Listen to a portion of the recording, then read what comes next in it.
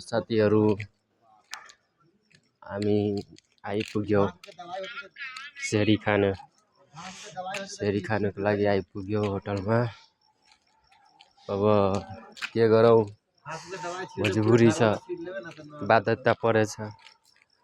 अब जतिसुकै परदेशमा बस्नु, जतिसुकै अर्काको देशमा बसेर आफ्नो घर छोडेर, आफ्नो गाउँ छोडेर कहाँ मजा आउँछ।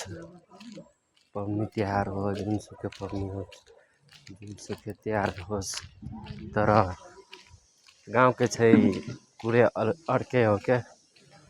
गाउँको जस्तो सहरमा केही पनि हुँदैन। तर के गर्ने, हामीहरूले आफ्नो परिवारको लागि, आफ्नो घरको लागि, आफ्नो जिम्मेवारीको लागि बाहिर निस्किन्छु। हामीहरू काम गर्नको लागि, कमाउनको लागि। तर सबैभन्दा राम्रो चाहिँ जुन पबनी तिहार आउँछ, कुनै पबनी मनाउनको लागि गाउँमा राम्रो लाग्छ क्या। जहाँ जन्मेको, जहाँ हुर्केको, जहाँ खेलेको, त्यही राम्रो लाग्छ। अब परदेशमा बसेर, अर्काको देशमा बसेर मजबुरी हो हामीको के, मजबुरी।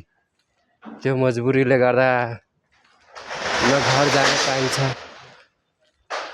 न घरबाट कहीँ घुम्न जान पाइन्छ। तर के गर्ने साथीहरू, अब यस्तै हो क्या।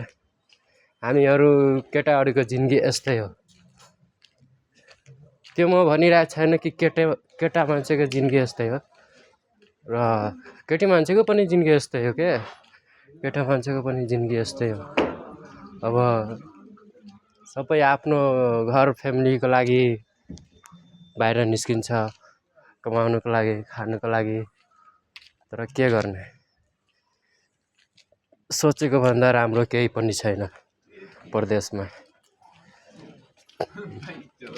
ल साथीहरू।